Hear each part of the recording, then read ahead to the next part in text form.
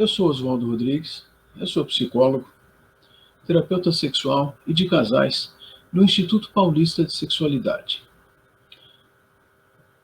Estou aqui no Café com o Sexólogo trazendo um outro assunto importante, não só nessa época. Sempre foi importante, embora tenha sido deixado de lado por muito tempo, inclusive entre os próprios estudiosos de sexologia. Eu quero falar com você sobre a sexualidade.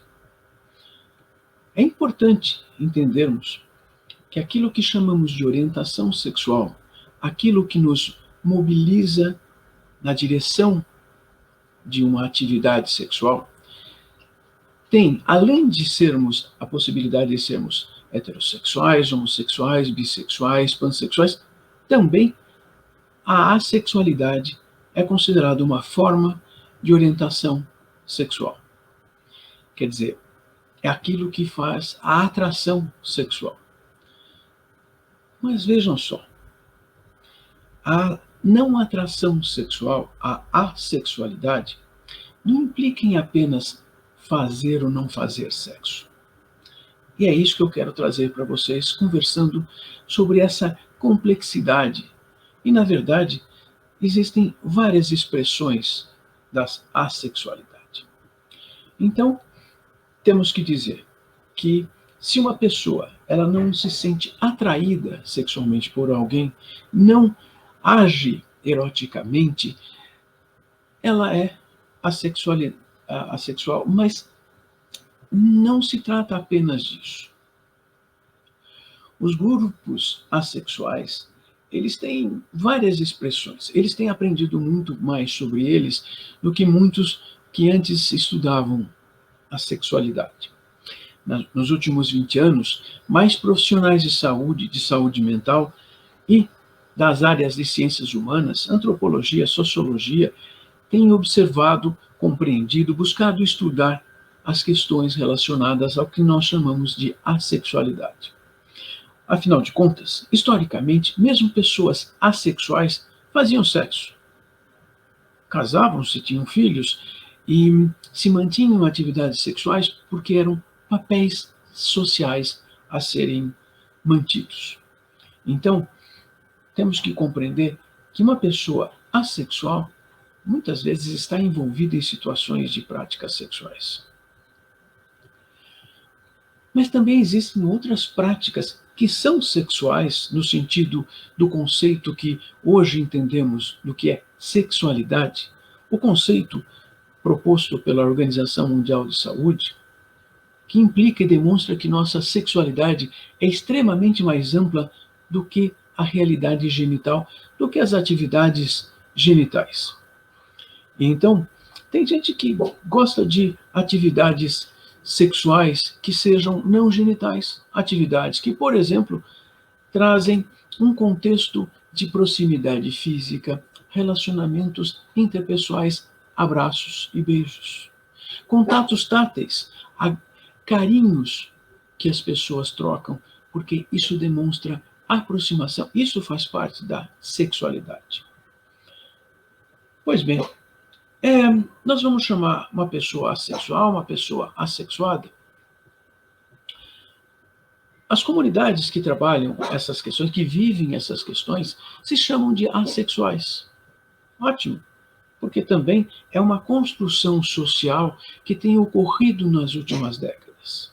É diferente, então, de sermos heterossexuais, bissexuais, homossexuais, pansexuais. Mas essas outras formas de podermos ser assexuais. Vocês sabem que muitas qualidades, muitas expressões da sexualidade, nos últimos anos, nas últimas décadas, têm também formulado bandeiras, sabe? Aquela bandeira de pano para trazer o símbolo. E a bandeira assexual, ela é composta por 4 cores, faixas que representam algumas questões. O preto, uma faixa preta, simbolizando a assexualidade, uma faixa cinza, que corresponde aos assexuais que praticam algum tipo de atividade sexual. O branco, que representa as parcerias, os simpatizantes, os aliados, que não são assexuais. E o roxo, figurando a comunidade assexual. Eles trazem subclassificações. Existe um grupo grande internacional, um grupo de contatos, um network, que produz, que discute, que promove a visibilidade assexual e também propõe uma educação internacional para que as pessoas compreendam o que é a sexualidade. Então, nós temos alguns grupos. Isto é importante. Esses grupos foram sendo criados a partir da década de 1990, principalmente por estes mesmos grupos que se consideram assexuados. Vamos lembrar que uma das primeiras vezes em que apareceu essa palavra assexualidade, ali no começo da década de 1980, a ideia até surgiu como se fosse algo oposto às pessoas que praticavam sexo. Pois bem, estes grupos foram se conformando quando a internet surgiu e eles começaram a conversar, a trocar ideias e perceber que eles formavam grupos, subgrupos. Um dos subgrupos é o subgrupo romântico. O assexual romântico, então, eles têm interesse em se relacionar romanticamente com outras pessoas. Não existe uma atração sexual, nem a necessidade de uma prática sexual, mas um relacionamento emocional, afetivo. Esses assexuados românticos, eles podem ser heteroromânticos, eles podem ser homoromânticos, eles podem ser birromânticos, eles podem ser panromânticos. Eles podem querer se relacionar com uma pessoa de sexo diferente, do mesmo sexo, tanto faz se são relações com homens ou com mulheres, ou pessoas que se relacionam com pessoas sem que a orientação sexual ou a identidade de gênero seja importante. Mas também temos os não românticos, assexuados, aromânticos.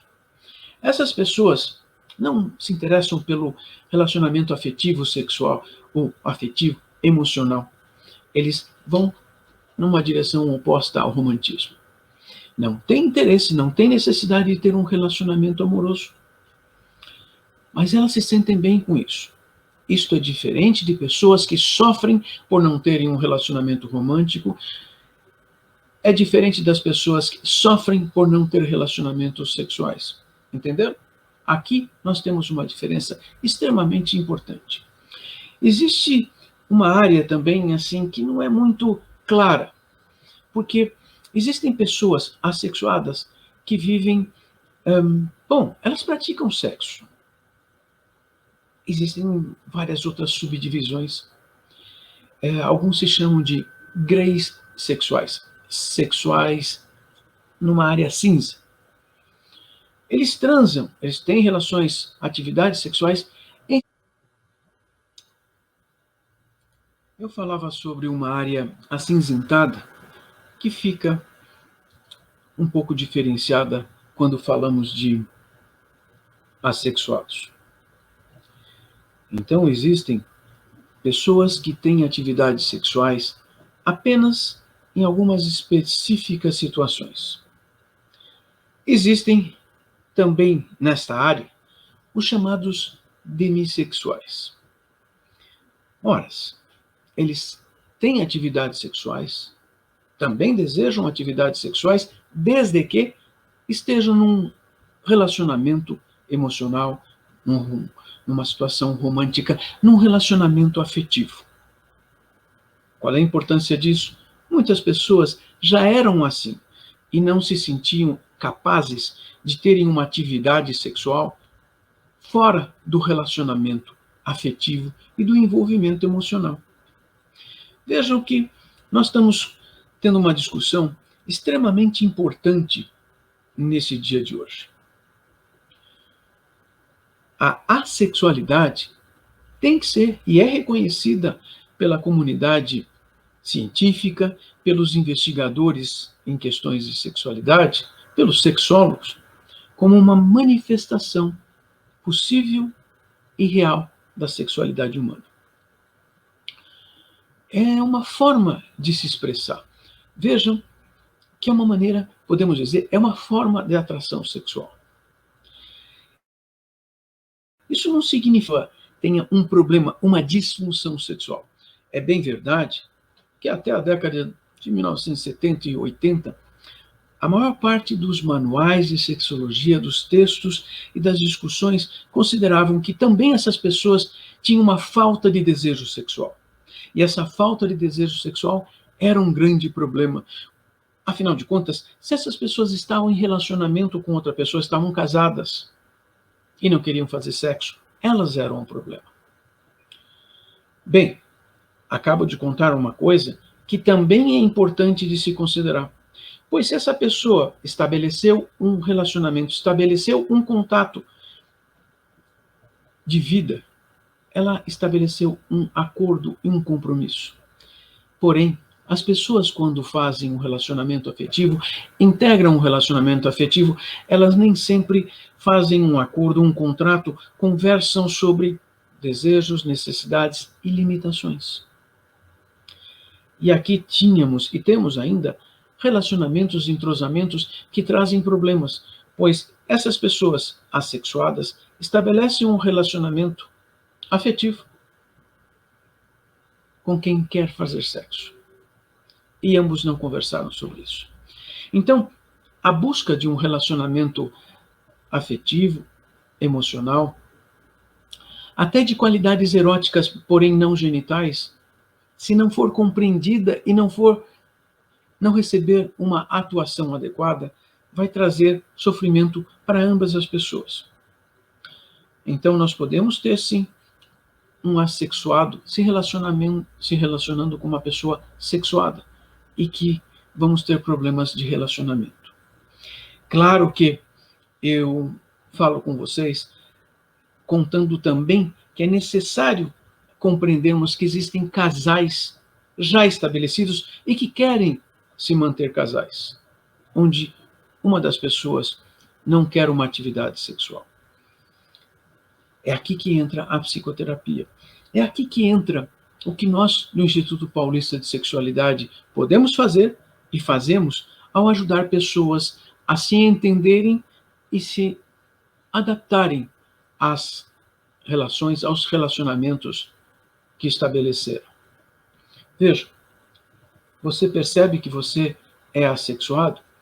Você percebe que você é assexuada? Vocês já estabeleceram um relacionamento de vida, um relacionamento social que lhes é interessante, que lhes é desejado? Então vamos pensar uma coisa séria. Como que uma terapia de casal pode ajudar vocês? Ajudar a vocês se manterem enquanto um casal e respeitarem os seus limites, possibilidades, necessidades. Um dos dois tem necessidades de cunho sexual. Quais necessidades e de qual forma? Você, que se compreende assexuado, assexuada, quais são as limitações reais?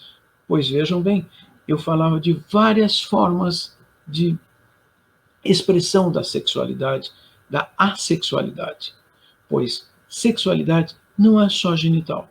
Sexualidade implica em muitas formas de relacionamento afetivo, de toques, de carícias, beijos, de companheirismo, de dividir a vida, de ter uma vida social a dois, em um casal, em um conjunto, em um grupo que precisa de troca e pode ter trocas que também são da sexualidade, mas não são genitalizadas. Podemos pensar nisso? Convido você a pensar mais sobre isso e convido você a ponderar se você também não vai fazer uso, não precisa fazer uso de uma psicoterapia focada na sexualidade, que é o que fazemos. Sigam-nos nas redes sociais, no Instituto Paulista de Sexualidade, no nosso website, no YouTube, no Facebook, no Instagram, no Twitter. Esteja aqui conversando conosco, ouvindo essas nossas discussões do Café com o Psicólogo. Sei que poderemos fazer várias coisas e coisas úteis. Devemos ser felizes e também sexualmente felizes. Então, vocês estão convidados a se manterem aqui conosco. Até mais.